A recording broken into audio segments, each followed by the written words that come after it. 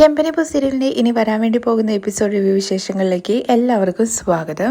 കഴിഞ്ഞ എപ്പിസോഡിന്റെ കണ്ടിന്യൂഷൻ ആണ് കേട്ടോ പറയുന്നത്. വീഡിയോയിലേക്ക് കടക്കുന്നതിന് മുമ്പായിട്ട് വീഡിയോ എല്ലാവരും ഒന്ന് ലൈക്ക് ചെയ്ത് കാണാൻ വേണ്ടി ശ്രമിക്കണേ. പല്ലൊക്കെ പറിച്ചു വന്നിട്ട് വർഷ എല്ലാവർക്കും ഐസ്ക്രീം ഒക്കെ കൊടുക്കുന്നുണ്ട്.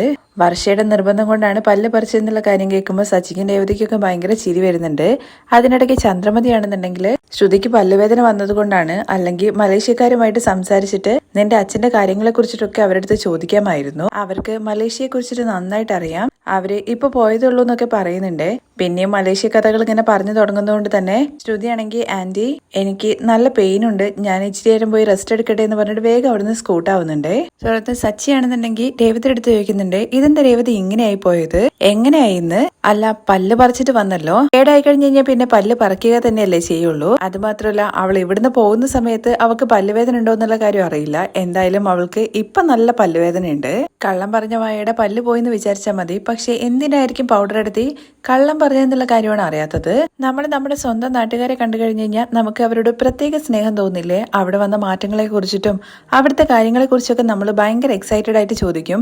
എന്നാൽ പൗഡർ എടുത്തിയാണെന്നുണ്ടെങ്കിൽ സ്വന്തം നാട്ടുകാരെ കണ്ടിട്ട് വേഗം ഓടാനാണ് ശ്രമിച്ചത്.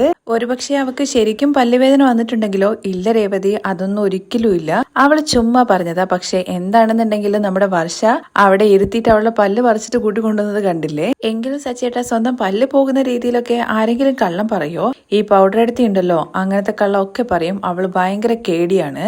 ഇപ്പോ പല്ല് പറിച്ചെടുത്തില്ലേ, അതുപോലെ തന്നെ പൗഡർ എടുത്തി ആരാണ് എന്താണെന്നുള്ള കാര്യങ്ങളൊക്കെ നമുക്ക് ഉടനെ തന്നെ പറിച്ചെടുക്കണം. എന്നിട്ട് ശ്രീകാന്തിന്റെ റെസ്റ്റോറന്റിലാണ് കാണിക്കുന്നത്. അവിടെ മാഡം മീറ്റിംഗ് എടുത്തുകൊണ്ടിരിക്കുകയാണ് കേട്ടോ. നമ്മുടെ അവിടെ ഒരു ഇവന്റ് നടക്കാൻ വേണ്ടി പോവാണ്.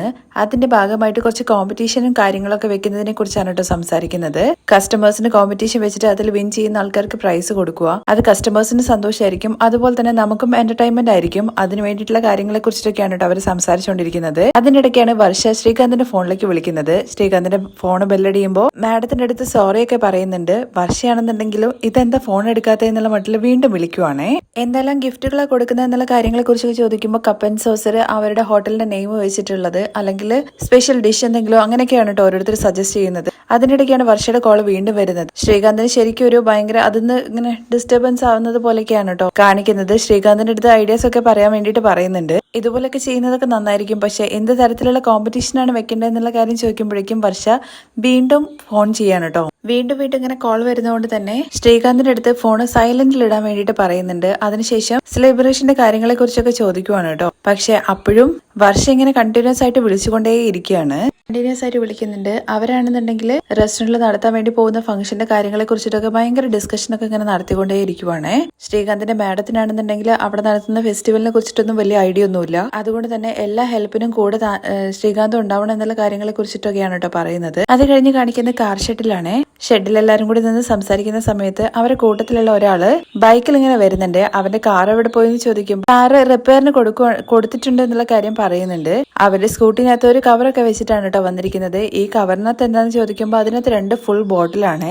ഇതെന്താടാ നീ കാർ ഓടിക്കലൊക്കെ നിർത്തിയിട്ട് ബാക്കിന് കുപ്പി വിക്കലാണോ പണിയെന്ന് ചോദിക്കുമ്പോൾ അങ്ങനെ വിറ്റ് കഴിഞ്ഞ് കഴിഞ്ഞാൽ പോലീസ് പിടിക്കില്ലെന്ന് ചോദിക്കുകയാണേ. പിന്നെ എന്തിനാണ് ഈ 2 ബോട്ടില്? നല്ല കോസ്റ്റ്ലി ആയിട്ടുള്ള ബോട്ടിലാണെന്നുള്ള കാര്യം തോന്നുന്നല്ലോ. ഇത് നിങ്ങൾക്ക് എല്ലാവർക്കും ട്രീറ്റ് തരാൻ വേണ്ടിയിട്ടാണ്. ട്രീറ്റ് എന്ന് കേൾക്കുമ്പോഴേക്കും കൂടെയുള്ള എല്ലാവരും കൂടി ചേർന്നിട്ട് ആശംസകളൊക്കെ അറിയിക്കുന്നുണ്ട്. എന്താണെന്നുള്ള കാര്യം പോലും അറിയാതെ നിങ്ങൾ എന്തിനാണ് അവരെ ആശംസകളൊക്കെ അറിയിക്കുന്നത്? ആദ്യം കാര്യം എന്താന്ന് വെച്ചാൽ പറയടാ.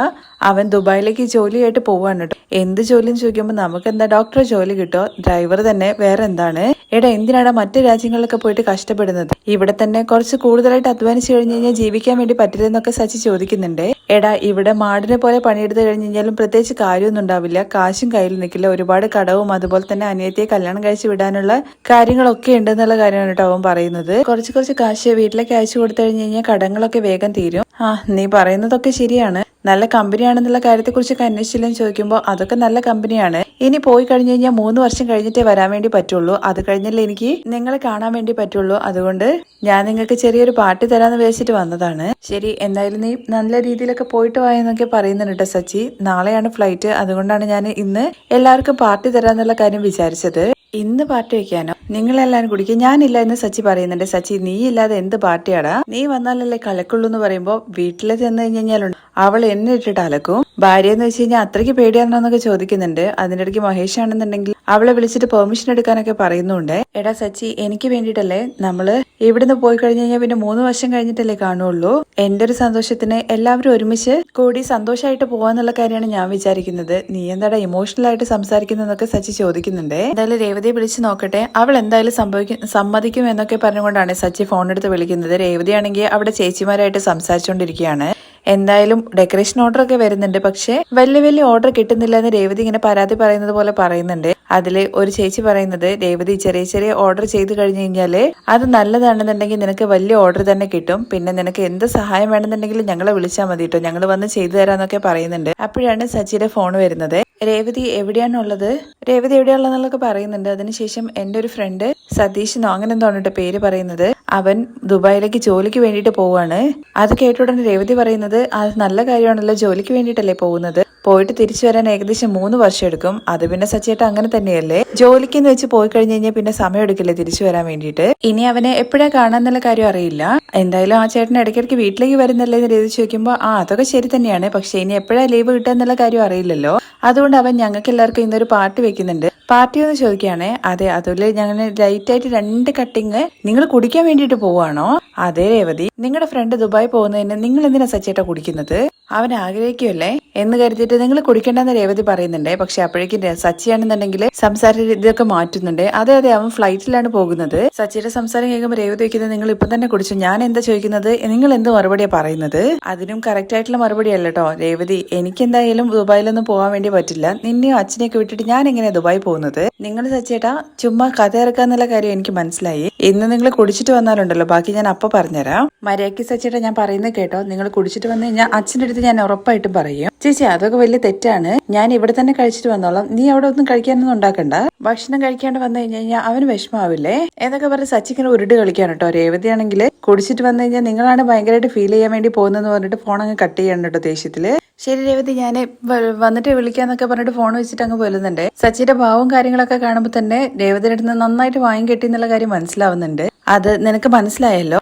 എന്തായാലും സതീശൻ ഭയങ്കരമായിട്ട് വിഷമിക്കും. നമുക്ക് എൻജോയ് ചെയ്യടാ, എല്ലാം ഒരു അഡ്ജസ്റ്റ്മെന്റ് എന്നൊക്കെ പറഞ്ഞിട്ട് എല്ലാവരും കൂടി ചേർന്നിട്ട് അങ്ങ് കുടിക്കുവാണ് കേട്ടോ. രേവതി ഫോൺ വെച്ച് വന്നതിന് ശേഷം രേവതി അടുത്ത് ചോദിക്കുന്നുണ്ട് കേട്ടോ, കൊള്ളാലോ സച്ചി, കുടിക്കുന്നതിന് മുമ്പ് നിന്റെ അടുത്ത് പെർമിഷൻ ചോദിച്ചിട്ടൊക്കെയാണ് കുടിക്കുക. എന്റെ ഭർത്താവൊക്കെ ഉണ്ടല്ലോ കുടിച്ചു വന്നിട്ട് കുടിച്ചിട്ടില്ല എന്നുള്ള രീതിയിൽ കാണിക്കാൻ വേണ്ടിയിട്ട് അഭിനയിക്കുക ചെയ്യാറ്. അതിൽ മറ്റൊരു ചേച്ചി പറഞ്ഞത്, എന്റെ ഭർത്താവാണെന്നുണ്ടെങ്കിൽ വീട്ടിലേക്ക് മേടിച്ചുകൊണ്ട് വന്നിട്ട് കുടിക്കും, ഞാൻ കുടിക്കരുത് എന്നുള്ള കാര്യം പറഞ്ഞത്. എന്നാൽ സച്ചേട്ടൻ എന്നുണ്ടെങ്കിൽ അവിടെ വേറെ എന്തൊക്കെയോ പറഞ്ഞുകൊണ്ടിരിക്കുവാണ്. ഇത് നോക്ക് രേവതി, ഇതൊക്കെ ആരംഭത്തിൽ തന്നെ നുള്ളിക്കളയണം. കുടിച്ചിട്ട് വന്നിട്ടുണ്ടെങ്കിൽ ഇത് നന്നായിട്ട് ചീത്ത പറഞ്ഞു വിട്ടേക്ക്. അതേ രേവതി, കുറച്ചൊന്ന് അഴിച്ചു വിട്ട് കഴിഞ്ഞു കഴിഞ്ഞാലുണ്ടല്ലോ ഈ ആമ്പിള്ളേര് ഭയങ്കരമായിട്ട് അഴിഞ്ഞാടും. അതുകൊണ്ട് തന്നെ നീ ഉണ്ടാക്കുന്ന പ്രശ്നം കാരണം അവൻ ഇനി കുടിക്കാൻ തോന്നരുത്. അതേ ചേച്ചി, ഞാനും ആ തീരുമാനത്തിൽ തന്നെയാണുള്ളത്. എന്തായാലും വരട്ടെ, ബാക്കി ഞാൻ ശരിയാക്കി കൊടുക്കുന്നുണ്ടെന്നൊക്കെ രേവതി ഒരു തീരുമാനം എടുത്തിട്ട് തന്നെയാണ് കേട്ടോ നിൽക്കുന്നത്. തുടർന്ന് കാണിക്കുന്ന ശ്രുതിയും അതുപോലെ ശ്രുതിയും കൂടി ചേർന്നിട്ട് റൂമിൽ ഇങ്ങനെ ഇരിക്കുവാണ്. ശ്രുതിക്ക് ഭയങ്കരമായിട്ട് വേദനയുണ്ട്. ശ്രുതി വേദന ഉണ്ടോ എന്ന് ചോദിക്കുമ്പോൾ പിന്നെ പല്ല് പറിച്ചു കഴിഞ്ഞാൽ വേദന ഇല്ലായിരിക്കും എന്നുള്ള കാര്യം പറഞ്ഞുകൊണ്ട് ദേഷ്യപ്പെട്ടിട്ട് ബാത്റൂമിലേക്ക് പോവാണ്. അപ്പോഴാണ് ശ്രുതിയുടെ ഫോണിലേക്ക് ഒരു കോള് വരുന്നത്. നമ്പർ ആയതുകൊണ്ട് തന്നെ ആരായിരിക്കും എന്ന് വിചാരിച്ചിട്ട് അറ്റൻഡ് ചെയ്ത് നോക്കുന്നുണ്ട് ശ്രുതി. അദ്ദേഹമാണെന്നുണ്ടെങ്കിൽ ശ്രുതി പണം കൊടുക്കാനുള്ള കാര്യങ്ങളെ കുറിച്ചിട്ടാണ് സംസാരിക്കുന്നത്. നിങ്ങൾ ഏത് പണം കൊടുക്കുന്ന കാര്യത്തെ കുറിച്ചാണ് ചോദിക്കുന്നതെന്നൊക്കെ ചോദിക്കുമ്പോൾ, ഇത് ശ്രുതിയുടെ നമ്പർ അല്ലേ, അവള് പണം തരാനുള്ള കാര്യത്തെ കുറിച്ചാണ്. പണം കൊടുക്കാനോ? അതെ, അവളടുത്ത് പറഞ്ഞേക്ക് ഇത് മാസം അവസാനമായി, ഇതുവരെ പണം ഈ മാസത്തത് തന്നിട്ടില്ല, മര്യാദയ്ക്ക് പണം തരാൻ വേണ്ടിയിട്ട് പറയണമെന്നൊക്കെ പറഞ്ഞിട്ട് ഫോൺ വെക്കുകയാണ് കേട്ടോ. അപ്പോഴേക്ക് ശ്രുതി ബാത്റൂമിൽ നിന്ന് വരുന്നുണ്ട്. വന്ന ഉടനെ തന്നെ ശ്രുതി ഫോൺ എടുത്തു എന്നുള്ള കാര്യം മനസ്സിലാവുന്നുണ്ട്. ശ്രുതി, നീ ആർക്കൊക്കെയാണ് പണം കൊടുക്കാനുള്ളത്, നീ ആരുടെന്നൊക്കെയാണ് പണം മേടിച്ചെന്നൊക്കെ ചോദിച്ചിട്ട് ഭയങ്കരമായിട്ട് ചോദ്യം ചെയ്തുകൊണ്ടിരിക്കുവാണ് കേട്ടോ. വാടക കൊടുക്കുന്ന കാര്യങ്ങളെ കുറിച്ചൊക്കെയാണ് സംസാരിക്കുന്നത്. അതും സ്ഥലത്തിന്റെ പേരൊക്കെ പറഞ്ഞിട്ടാണ് അവരെ ശ്രുതിയുടെ അടുത്ത് സംസാരിച്ചിട്ടുണ്ടായിരുന്നത്. ഞാൻ അറിയാതെ നീ എന്തെല്ലാം കാര്യങ്ങളാണ് ഇനി ചെയ്തു വെച്ചിരിക്കുന്നത്, നീ ആരെയാണ് അവിടെ കൊണ്ടുപോയി താമസിപ്പിച്ചിരിക്കുന്നതെന്നൊക്കെ ചോദിച്ചിട്ട് ഭയങ്കരമായിട്ട് ദേഷ്യപ്പെടുവാണ് കേട്ടോ ശ്രുതി. ഇത് കേട്ടോടെ തന്നെ ശ്രുതി കുറച്ചു നേരം ഒന്ന് ആലോചിക്കുന്നുണ്ട് കേട്ടോ, കള്ളം പറയാണല്ലോ അതിന് വേണ്ടിയിട്ട്. ആരെ വാടകയ്ക്ക് തങ്ങിച്ചു വെച്ചു എന്നുള്ള കാര്യത്തെ കുറിച്ചാണ് ശ്രുതി നീ സംസാരിക്കുന്നത്. എന്റെ അടുത്ത് അവര് കറക്റ്റ് ആയിട്ട് നിന്റെ പേര് ചോദിച്ചിട്ടാണ് വാടക ചോദിച്ചത്. ശ്രുതിയുടെ കയ്യിൽ നിന്ന് എസ്കേപ്പ് ആവാൻ വേണ്ടിയിട്ട് ശ്രുതി ഇങ്ങനെ പറയുന്നുണ്ട്, എന്റെ ഒരു ഫ്രണ്ടിന് കുറച്ചു നാളായിട്ട് ജോലിയില്ല, അവള് മൊത്തത്തിൽ കഷ്ടത്തിലാണുള്ളത്, അതുകൊണ്ട് അവളുടെ 3 മാസത്തെ വാടക ഞാൻ കൊടുക്കുക എന്നുള്ള കാര്യം ഹൗസ് ഓണറുമായിട്ട് സംസാരിച്ചിട്ട് ഡീലാക്കി വെച്ചിട്ടുണ്ടായിരുന്നു. കഴിഞ്ഞ 2 മാസത്തെ ഞാനാണ് കൊടുത്തത്, ഈ മാസത്തെ കൊടുക്കുന്നതിനെ കുറിച്ചിട്ടായിരിക്കും ചിലപ്പോൾ അദ്ദേഹം ചോദിച്ചിട്ടുണ്ടാവുക. ശ്രുതി, നീ എന്തിനാ ഈ പണിയൊക്കെ ചെയ്യുന്നതെന്ന് ശ്രുതി ചോദിക്കുന്നുണ്ട്. എന്റെ ഫ്രണ്ടിന് വേണ്ടിയിട്ട് ശ്രുതി ഞാൻ ഇതെങ്കിലും ചെയ്യണ്ടേ, നമ്മുടെ കല്യാണത്തിന് മുമ്പ് അവൾ എന്നെ ഒരുപാട് ഹെൽപ്പ് ചെയ്തിട്ടുണ്ട്, ഇതിനെ കുറിച്ചൊന്നും നീ ഇതുവരെ എന്റെ അടുത്ത് പറഞ്ഞില്ലല്ലോ എന്ന് ശ്രുതി ചോദിക്കുമ്പോ, അങ്ങനെ പറയാൻ മാത്രം ഒന്നും കാര്യമൊന്നും ഇല്ലല്ലോ ഇത്. എന്താ നീ പറഞ്ഞത്? ഇതൊന്നും വലിയ കാര്യമല്ല എന്നോ? നീ എല്ലാ കാര്യവും എന്നിൽ നിന്ന് മറയ്ക്കുന്നുണ്ട്, അതുകൊണ്ട് നിനക്കിത് വലിയ കാര്യമായിട്ടൊന്നും തോന്നില്ല. ആരോ നിൽക്കുന്ന വീട്ടിലേക്ക് നീ വാടക കൊടുക്കുന്നു, അതിനെക്കുറിച്ച് നീ എന്റെ അടുത്ത് പറഞ്ഞതുമില്ല. പിന്നെ എനിക്ക് എന്ത് മര്യാദ തരുന്നത്? ഞാൻ എന്ത് മര്യാദ കുറവാണ് ശ്രുതി നിന്നോട് കാണിച്ചത്? നീ ആ ആന്റണിയുടെ അടുത്ത് നിന്ന് പണം മേടിച്ചത് എന്റെ അടുത്ത് പറഞ്ഞില്ല. ഇപ്പൊ ആർക്കോ വേണ്ടിയിട്ട് വാടക കിട്ടുന്നു, അതിനെ കുറിച്ചും പറഞ്ഞില്ല. പിന്നെ പല്ലുവേദന വന്നതിനെ കുറിച്ചിട്ടും എന്റെ അടുത്ത് പറഞ്ഞില്ല. അത് കേൾക്കുമ്പോഴേക്കും ശ്രുതി വയ്ക്കുന്നുണ്ട് കേട്ടോ. അല്ല, പല്ലുവേദന എന്താ ലെറ്റർ കഴിച്ചിട്ടാണോ വരുന്നത്? ഈയിടെയായിട്ട് നീ ഒരുപാട് കാര്യങ്ങൾ എന്നിൽ നിന്ന് മറയ്ക്കുന്നുണ്ട്. അതെ, ശരിയാണ്, ഞാൻ തന്നെയാണ് മറയ്ക്കുന്നത്. ഞാന് ഒരുപാട് കടമൊക്കെ വാങ്ങിയിട്ട് തനിയെ ഒരു വീട്ടിൽ താമസിക്കുകയാണ്. ഒരുപാട് ഡ്രസ്സും സ്വർണ്ണവും ഒക്കെ മേടിച്ചിട്ട് ഞാൻ ഒളിപ്പിച്ചു വെച്ചിട്ടുണ്ട്. നീ ഇങ്ങനെ കളിയാക്കുന്ന രീതിയിൽ സംസാരിക്കുന്നു വേണ്ട. ഈ കാര്യങ്ങളൊക്കെ നീ എന്റെ അടുത്ത് പറയണമായിരുന്നു. പിന്നെ ഒരു ഹസ്ബൻഡ് എന്ന നിലയിൽ എന്ത് മര്യാദ പിന്നെ നീ എനിക്ക് തരുന്നത്? ആ മര്യാദ നീ എനിക്കും തരണം. ഞാന് ഒരു തെറ്റും ചെയ്തിട്ടില്ലല്ലോ. ഞാന് എന്റെ ഫ്രണ്ടിനെയല്ലേ കടം കൊടുത്തത്. ഈ കാര്യങ്ങളൊക്കെ നീ എന്റെ അടുത്ത് പറയണമായിരുന്നു. നീ എന്നിൽ നിന്ന് ഈ കാര്യങ്ങളൊക്കെ മറിച്ചു. അതിന് നീ ഒരു സോറി പോലും ചോദിക്കാതെ എന്റെ അടുത്ത് ദേഷ്യപ്പെടുകയാണ് ചെയ്യുന്നത്.